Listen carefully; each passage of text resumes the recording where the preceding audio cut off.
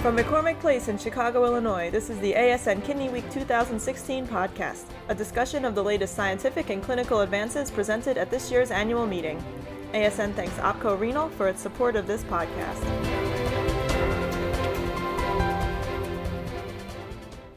Well, hello, and this is another podcast from the American Society of Nephrology Kidney Week.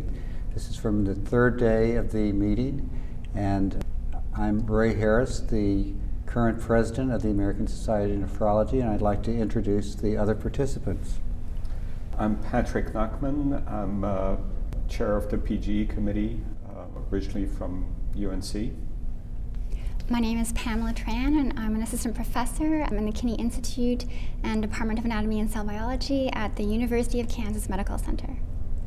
And I'm Steve Crowley, an associate professor in the Division of Nephrology at Duke University. Thank you all for participating. So we're here just to tell a few of our experiences and impressions of Kidney Week to date. And perhaps I could start with Pam. What have you seen that has interested you or excited you or that you'd like to comment on? Sure. So there have been many highlights for me at this meeting. In particular, I've really enjoyed the two plenary sessions yesterday and today. I thought both showed phenomenal research. Yesterday, I thought it was just a really good demonstration of how research that occurs in a completely different field can really impact our own research and can be really relevant if we know about it and learn about it. And today, I thought it was another really good demonstration of looking at organisms that we don't always tend to think of, and I think a very common question whenever we have a hypothesis is, oh, which mouse should I use? And it's not a bad question, but on the other hand, there are a lot of other organisms that we can use that have utility and benefits, and so I think it's important to always remember that. Great. How about you, Steve? What have you seen that has really excited you? Well, I have come to the ASN in part to see the latest advances in research in the pathogenesis of hypertension, and I have been really excited about the confluence of themes in research over the last couple of days. So first, as you mentioned, Kevin Tracy was talking about this neuroimmune axis in disease, and during that talk he cited work from Dr. Lembo's group in Rome looking at a possible role of this axis in hypertension. The very next session, we had this Getting on Your Nerves session, and Daniela Carnevale from Dr. Lembo's group actually presented some of their work showing that the spleen is required for a full hypertensive response, and indeed that innervation of the spleen is required. But the question arises then, which of these immune cell populations get involved? And so today it's really exciting because there's a session going on right now looking at the role of different myeloid cell populations. So these would be dendritic cells and macrophages. How are these cells involved in hypertension? So Dave Harrison is here talking about how dendritic cells activate T cells, driving blood pressure elevation. Ken Bernstein is talking about another myeloid cell population called myeloid-derived suppressor cells that actually suppress the hypertensive response. And then, as you know, Mingzi Zhang is talking about the capacity of COX-2 activity in macrophages to suppress salt sensitivity. And one of the neat sort of paradigm shifting aspects of that work is that as nephrologists we certainly believe that hypertension is about salt retention in the kidney, but part of Mingzi's work is that COX-2 activities macrophages in the skin can facilitate the removal of dermal salt storages and thereby protect against salt sensitive hypertension. Patrick, how about you? Yeah, so my work is primarily on glomerular disease, and had a chance to go to a few sessions. I think following a little bit on your theme, Steve, it's fun to think back about not only this week but several years, and I've been to a session yesterday on membranous nephropathy, and it was amazing to me because so in 2009, the major antigen for membranous nephropathy was presented at ASN, PLA2R, and the session yesterday evening brought this, so we're 7 years out now, and we've gone from an initial observation to the refinement of understanding the immunology of the antigen, the confirmation of the work, now knowing, having a clearer idea of where the antibodies attack the molecule, and then the next step is we now have a test that is clinically available, and we had a beautiful presentation by Dr. Wetzels, for example, on how could we use that test in clinical practice. And the fourth session of the 2-hour block was, the translation of this into clinical practice and how discovering the antigen has essentially changed how we're going to be thinking about clinical research in that field. So it's really been, in a 2-hour block, it was almost a review of going from an observation in the lab that had been 20 years in the making to fast forwarding in a very short period of time and taking it to the bedside and affecting clinical research. I think that this is what makes ASN really exciting. And that 2-hour block was also, to me, a very good example of what we're thinking of now in putting together these sessions. They're no longer separated by pure basic or pure clinical, but during those 2 hours we've moved from the biology to the immunology to the application and clinical practice at the end. So it's really the epitome of translation from discovery to application. I think that's right. I think what all three of you have really highlighted is the excitement of the field and what is happening. I was just sitting here thinking as Patrick was talking that when I was in training it was, quote, idiopathic membranous nephropathy, and there were so many diseases that were idiopathic, for whatever that term means, just because we didn't understand the mechanisms, we didn't understand the etiology, and we definitely didn't understand potential treatment. And I think that now, as we are in our 50th year, and when you go back and you look from the time 50 years ago when most kidney diseases really were idiopathic, we really are starting to crack open the code to so many diseases and understand that. And I think that all of the sessions that you've highlighted were really very exciting. I was in quite a number of those. I want to highlight something a little bit different that I did today, which actually is also important for all of us as nephrologists, as researchers, as everyone interested in the field, to really keep at the forefront. And that was, I went to the Kidney Stars Luncheon, which was to honor the, 239 STARS participants. These are the medical students and graduate students and undergraduates who are here to really get excited about kidney disease. It was so big that they actually had to start putting tables outside in the hall because there were too many.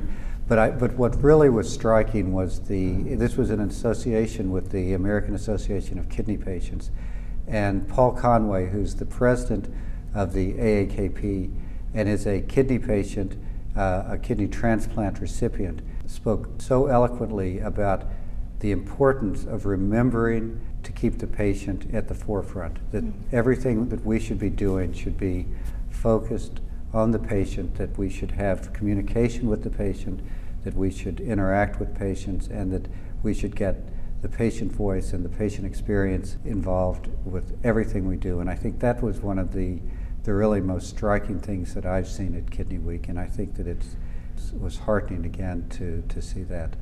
I mean, we saw that with Dr. Tracy. He started with his patient. He described this Yes. patient. And then this morning, even in a talk on fruit flies, the whole conversation about how to treat the disease was really focused on patients with diabetes. And I love this notion of imprecision medicine. It was like sort of another paradigm shift, but it was really about treating the patient. And perhaps if you're going to treat a patient for a long time, you want to have a low level, but you hit many targets at the same time.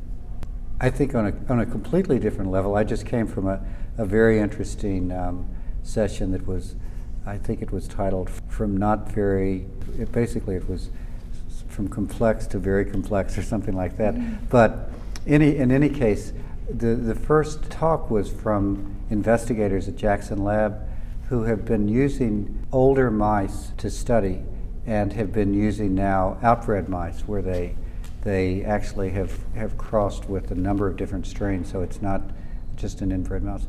And the bottom line of what they found is that with aging, there's a correlation with the protein expression of different proteins and not necessarily with the RNA expression, the mRNA expression. So even though we do many studies in looking at RNA-seq, et cetera, but what they're finding is that, at least with aging, with changes, a lot of it is the expression of proteins, and that it's not necessarily related even to the protein expression of a specific protein may not be related to that expression that you would see on a GWAS. It may be another associated gene that's altered. So I mean, again, it just re-emphasizes the complexity of what we're facing, but the excitement of opportunities for really understanding disease. Mm-hmm. I thought in today's plenary session he talked about gluconylation of proteins, and there again is an example of protein modification playing a role. You know, so the other session I went to is one of the oral presentations, 10 minutes, and it's always difficult to make your case in 8 minutes, but those are phenomenally informative. Again, it was a GN session, and I was struck by the breadth of not only topics, but approaches, from some that were very cutting edge, if you want, very complex methodologically, and some that are very basic in concept. I am a little biased about this, but sometimes I feel that we lose sight of the very simple questions that we need to ask. And one session that got a lot of attention yesterday evening was a reanalysis, a statistical analysis of what proteinuria reduction should be that would give us the best type of correlation with long-term outcome. And this simple idea with tapping into the Neptune database has allowed us to reset our thermostat, so to speak, to say that, you know, we've been dealing with one definition that came up a long time ago, and just by reanalyzing things and looking at them slightly differently, we could come up with much better ways. And of course, each one of these pieces of the puzzle builds the full picture that we see at ASN, and it's really fun to put these pieces together. And I think that this is what the big meeting is about, right? Sure. Is bringing the proteomics and the fruit fly and the human and the epidemiology and going back to basic questions to make them fit into a better whole. Exactly. And I feel like a great meeting brings greater context to maybe literature that you've read before. And one great example of that, I think, is the discussion that we saw of the SPRINT trial, the standing room only in there. And Dr. Apple explained it. I mean, I was already excited that aggressive lowering blood pressure will make a difference, will make people live longer. But then he explained that, you know, with respect to kidney disease, the findings may be even more important, because in the other studies, like the ASN trial, it was the patients who had proteinuria. Well, these in the SPRINT trial, you didn't have as much proteinuria. So if you follow these patients for longer, I guess, because he said it was a relatively short trial since it was stopped early, we may have even greater findings. You know, so now I'm even more excited about the SPRINT study. Right. I went to the late-breaking session this morning. I tried never to miss that.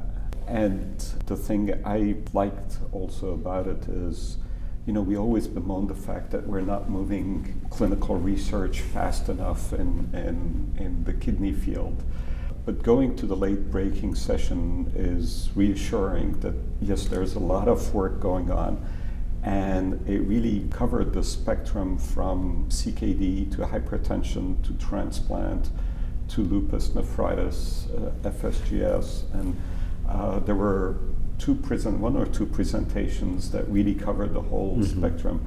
You know, some of them don't pan out. Some of them are really very exciting, and I think there are at least two presentations this morning that were really very enticing. These are not phase 3 trials yet, but hopefully we'll get there soon. Sure.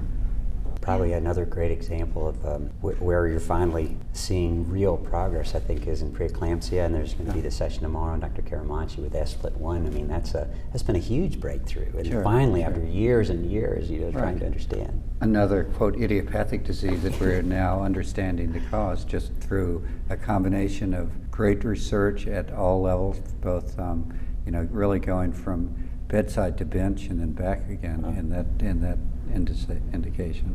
Yeah, I also went to the clinical trials this morning, and the last one on the FSGS, using a drug that targets 2 molecules at once. It was very impressive. So I think that does say that our field really has a lot to offer, and there are a lot of opportunities, and there is a lot of excitement. And I hope that everyone who has experienced this Kidney Week has come away with that feeling that we are really poised on so many instances to really make the great leaps forward in treatment and in understanding disease and really in helping our patients. And I couldn't think of a better career than being a nephrologist now, and I could not think of a better field to go into if I were a researcher than to go into kidney-related disease. So I hope that anyone who hears this podcast who's wavering in any way will know that it's a rewarding and exciting career and a great place to be. And cool people to be and with. Nephrologists are everybody involved in nephrology are the greatest people in the world. There's no question. Thank you.